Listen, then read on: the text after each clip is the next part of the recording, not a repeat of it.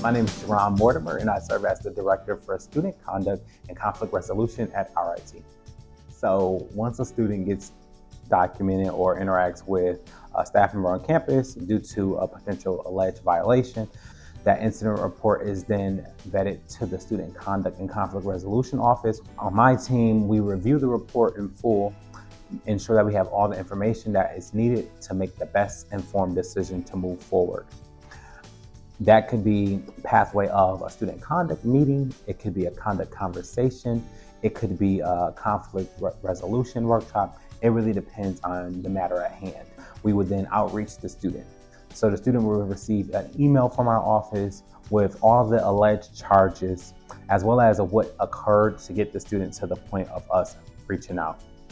The student would then be notified where the meeting and or conversation is happening, as well as all the resources that they have at their disposal.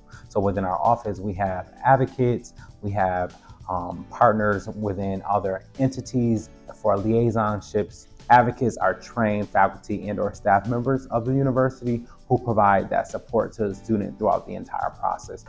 Students, once they have requested those are processed in our office. After that, the student then comes to their conduct meeting and or conduct conversation, and it's really a reflective exercise. We really want to know what occurred, how do we get here, what can we do to repair and move forward. After the student has had the opportunity to speak on the incident, then we ask some reflecting questions, right? We ask, how do you plan to grow from this, and what could you do to repair the harm that may have been done?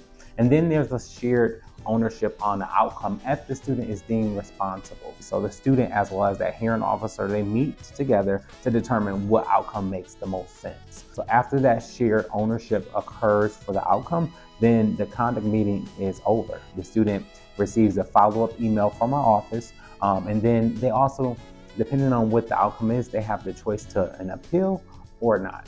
We have resources available for your student going through the process, so encouraging your student to request advocates, to request their redacted report, to request any services they may need to be successful in the conduct process, but also to know that all of our staff members who are overseeing the process, we want students to be able to develop and learn from this. If there was a high-level incident, I've seen some parents involved because they want to know what may happen as a result to my student being held responsible if they are. So we, of course, can welcome calls to talk about our process, but due to FERPA laws, we cannot detail what is going on with that student unless the student has released FERPA on file, which we would then have a personal conversation with that parent and or family member about their student. Understand that we do have a website with a lot of resources on them as well that can talk about our process and the flow and what we expect for students to get out of it through our core values. Our process is very much collaborative, and we hope that students get that out of meeting with our professionals on campus who serve as those hearing officers and or folks who are meeting with students to have conversations. At the end of the day, the person who knows your student best is your student. Remember to have a dialogue with them about their experiences and their issues.